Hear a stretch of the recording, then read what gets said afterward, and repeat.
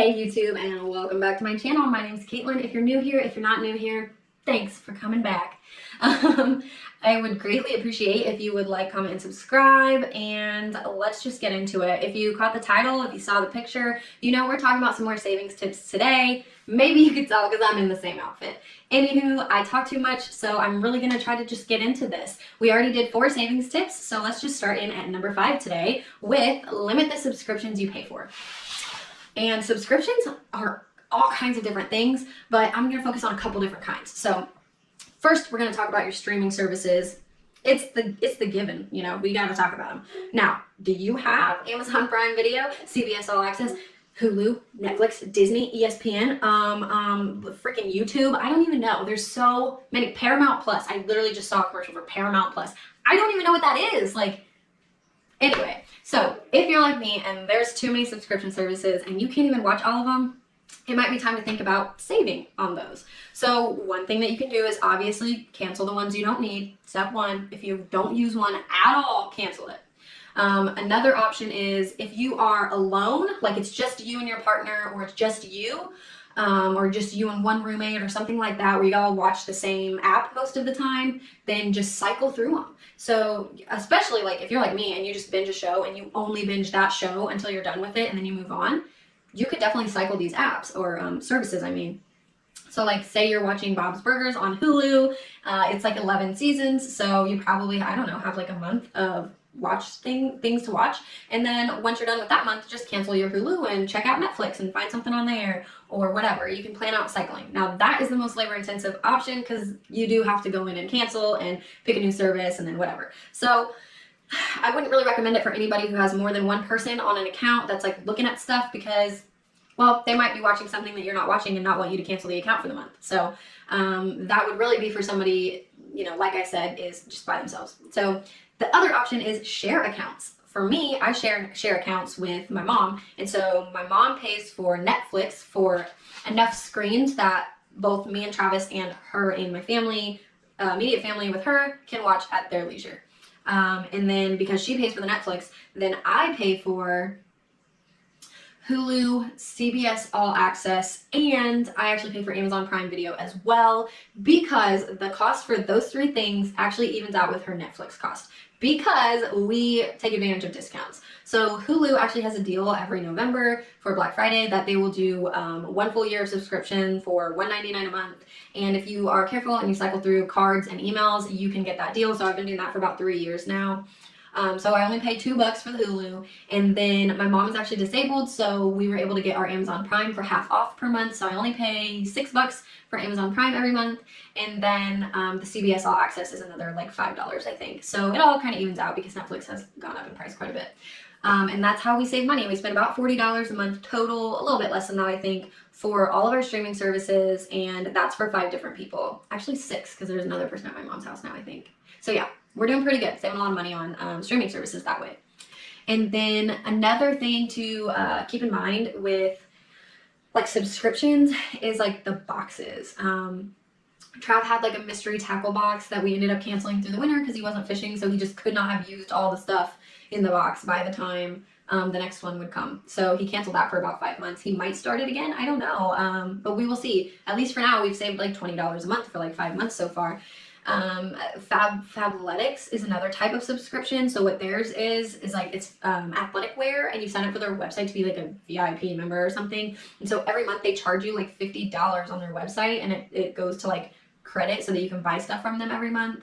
And if you sign up, they do this crazy deal in the beginning where you get like a whole outfit or 2 for like $24, but then you've signed up to pay $50 a month, and you have to hit skip, manually skip it every month if you don't want to be charged. So that kind of subscription, my advice is literally just avoid it. Just avoid it. If you want to get that first deal with Fabletics, do it and then cancel your account immediately.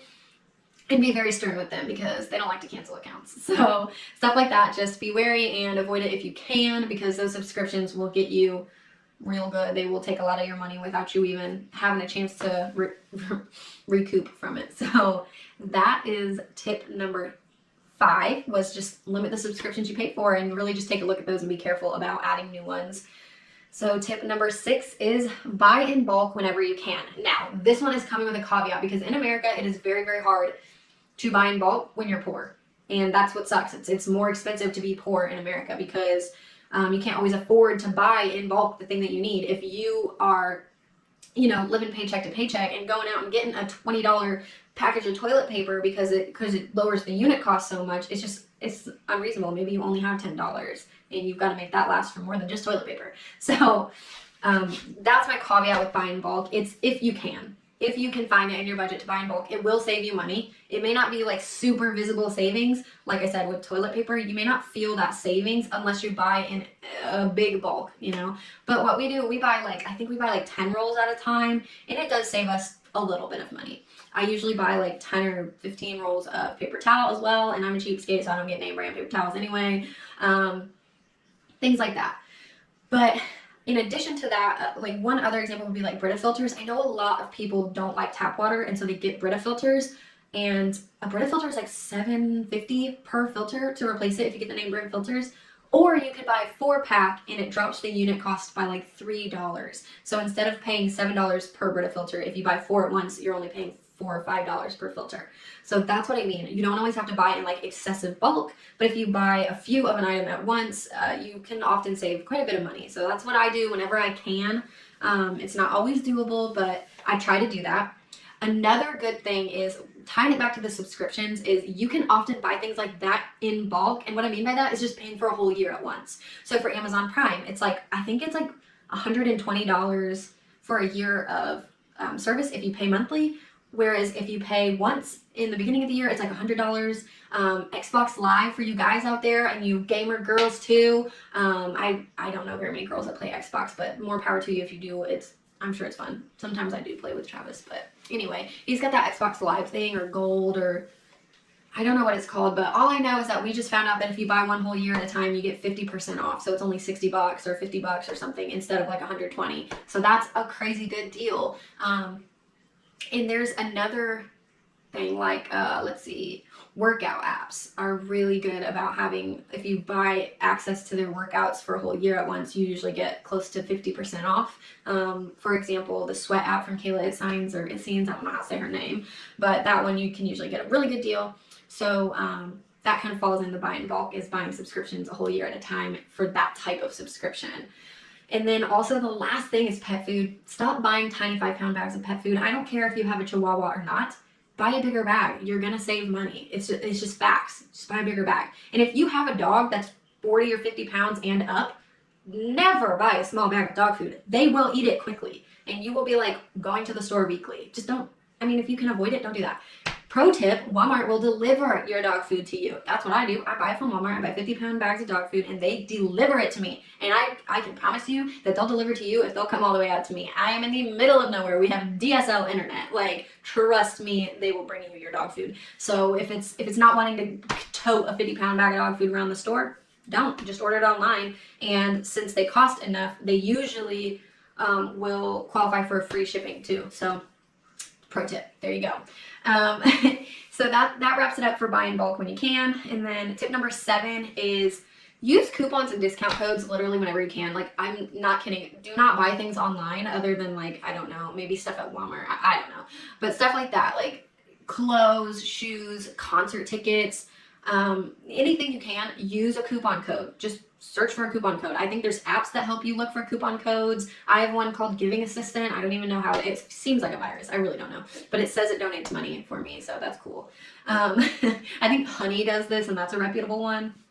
But yeah, always look for discount codes. What I normally actually do is just Google like Kohl's discount codes or whatever, and just see if I can find something real quick. I've saved hundreds of dollars doing this. Like, I'm not kidding you. I have bought concert tickets where I bought like 4 tickets and saved $100 off the total of 4, which is crazy.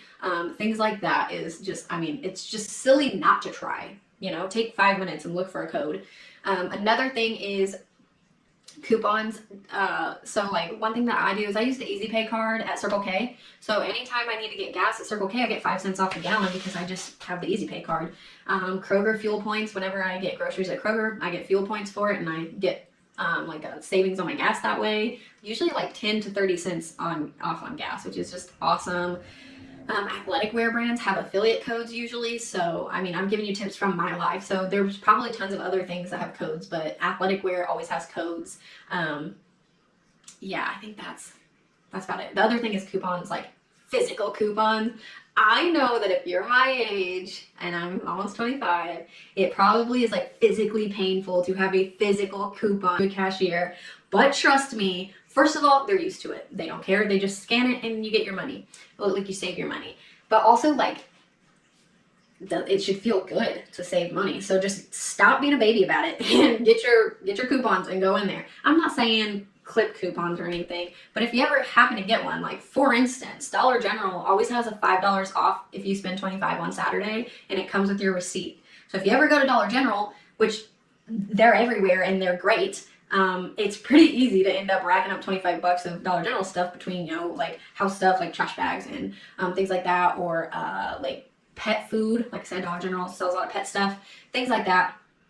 You could save $5 easily that way. Another thing you can do is Kroger. If you're a member at Kroger, they mail you coupons that are based on your own shopping history. So it's coupons for stuff you're gonna buy anyway, and you can save money on it. And all you have to do is hand them the coupon and they don't care. Another thing you can do is if you do shop at Kroger and you have a Kroger card, you could go online and load up coupons onto your card. And then when you go in, they'll just scan your card and be like, oh yeah, you have coupons on there. That'll save you money. And Dollar General actually has that too. If you go onto their app, they have coupons that you can load up onto your account, and then you just put your phone number in at Dollar General. So tons of places have stuff like that. So use all the coupons. Please use them all because they're literally designed to save you money. So that was tip number 7. The last one for today is tip number 8, and it's gonna be a quick one. I just wrote the words credit cards. Now this is not for everyone because I understand that credit cards are scary for a lot of people, but in the world that we live in, credit is unavoidable. You have to have it to buy a house or to buy a car and get decent interest rates. Now, if you're okay with having terrible interest rates when you inevitably need a loan at some point, or having to have co-signers when you need that loan, then, you know, blow off credit cards. But if you, and also if you don't trust yourself with them, that's the caveat, right? But anyway, if you feel like you're someone who could have just 1 or 2 credit cards and it won't hurt you to do that, you won't overspend, you won't get yourself in debt, treat it like a debit card, pay it off weekly, and don't use it to pay for something that you don't have money in your bank account to cover it, then you're good. You're good. You'll just improve your credit score. And something really awesome about credit cards, they always have points and things like that can save you money. So I'm still on a couple like beginner credit cards because I got them when I was young. I'm still young. I don't really want to get another card because I don't want to have my credit dinged for another inquiry right now. But I have an Amazon Prime's Visa card, and that saves me 5% on Amazon. So it's not, you don't get 5% off everything you buy, you earn 5% back. And they give it to you in the form of points that can then be spent on Amazon.com, or you can pay your balance on the card off with it. So if you buy something that's not on Amazon, you can still use that money to pay off the card. And it's at 5% for anything you buy on Amazon. And then it's like 2% for gas and 1% for everything else. And then, trying to think. And the other card I have is a Discover It card.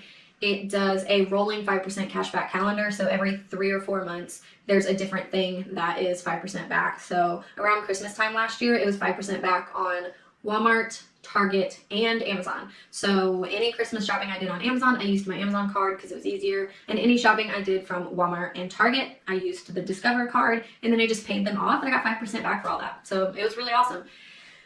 You can also do like credit cards that have travel rewards if you like to travel, stuff like that. So I'm no credit card expert. I would recommend just checking out Grant Stevens YouTube. I might link him below or something because he's got some really great videos on good credit cards to start out with, or credit cards that might be for someone who's not new to them. But that is my last tip for today is think about getting a credit card that has a good reward system because you'll get rewarded. And typically it's not going to be like actual savings right then, but they'll give you points back that you can use to pay your card and then you save money. So that is about it for today. Thank you guys so much for tuning in.